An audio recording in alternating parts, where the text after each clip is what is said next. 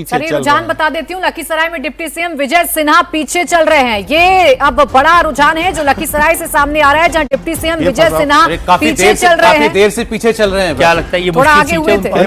मुश्किल सीट है ये, ट्रेडिशनली मुश्किल सीट है। मुश्किल से वो जीतते हैं, हर बार मुश्किल से जीतते हैं। इस बार ज्यादा मुश्किल उनके लिए इसलिए हो गई कि वो जो वहाँ के एमपी हैं ललन सिंह, उनके साथ निजी संबंध दोनों के बहुत अच्छे नहीं। हालांकि ललन सिंह गए उनके लिए कैंपेन करने, उनके साथ घूमे भी, लेकिन ये माना गया कि उनके दोनों के संबंध बहुत अच्छे नहीं है। और यहाँ एक बात जो बड़ी बारीक बात है कि हलसी एक इलाका है सर जी, वहाँ का कुर्मी जो है वो वहाँ के एक बाहुबली हैं अशोक महतो, जिनकी पत्नी वारसलीगंज से लड़ रहे हैं, उनके हिसाब से वोट करता है। मतलब वो नीतीश कुमार से थोड़ा अलग हटके, और इस बार उस लड़ाई में इनको उसका नुकसान हमको लगा। तो ये बात सही है कि जहां आपस में टकराएंगे वहां हार निश्चित है। बिल्कुल वहां अंदर भीतरघात जहां भी होगी। हालांकि अभी अगर ये लड़ाई में लौटते हैं वापस तो उसका कारण अनंत सिंह होंगे। मोकामा की घटना के बाद बढ़िया टाल का जो वोट है वो वोट इनके साथ कंसोलिडेट हुआ, हलसी का वोट इनके खिलाफ गया, और बाजार का वोट, लखीसराय बाजार का वोट भी इनके खिलाफ चला गया। जी उसमें एक छोटा सा ये जो लड़ाई हुई थी वहां कांग्रेस के एमएलसी से, वो उस दिन दिख रहा था। जो कांग्रेस के एमएलसी थे अजय सिंह, उनके साथ जिस तरह से इनकी बकझक हुई वो इनके चेहरे प्रशासन पर आरोप लगा दिया। प्रशासन पर इन्होंने आरोप लगाया, वो भी भीतरघात की ही बात थी। रत्नेश सदा जी मुझे भी दिख गए, अभी तक वो आगे चल रहे हैं जिनको सिंपल दिया था। बहुत इंटरेस्टिंग है इसमें अभी ट्रेंड देखा हमने रजत जी की कदवा सीट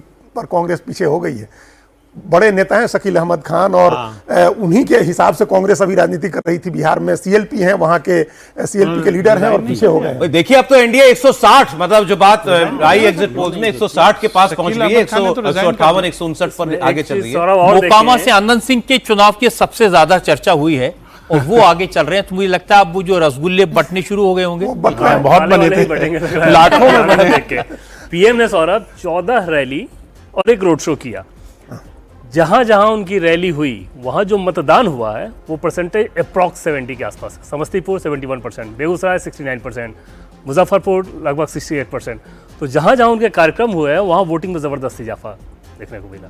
तो आप समझ सकते हैं कि इंडिया के लिए कितनी बड़ी ताकत है कि उनका एक प्रोग्राम हो जाना।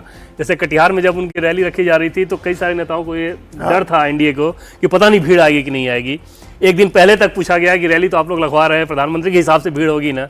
अगले दिन जो नजारा दिखा हो। देखिए एक चर्चा जो हम लोग कल कर रहे थे, ये इस चुनाव का एक बड़ा टेक अवे होगा। कांग्रेस पार्टी 5वें नंबर की पार्टी बन सकती है। अभी तक तो ऐसा ही दिख रहा है। नंबर 1 पर जेडीयू चल रही है 69 पर, नंबर 2 पर चल रही है बीजेपी, नंबर 3 पर आरजेडी चल रही है, नंबर 4 पर चिराग पासवान की पार्टी चल रही है 15 सीटों पर, और कांग्रेस पार्टी 9 सीटों पर इस वक्त के मात्र जो आगे। देखिए अगर जरा सा बढ़िया परफॉर्म कर दे सीपीआई-एमएल तो वो भी कांग्रेस से आगे 6ठे नंबर की पार्टी। देखिएगा ये जो स्थिति हम लोग पहले से कर रहे हैं, हम लोग अभी बात कर रहे हैं कि कांग्रेस का जो ट्रेंड है वो एक्चुअल नहीं है। अभी वो नीचे जाएगा कांग्रेस का ट्रेंड,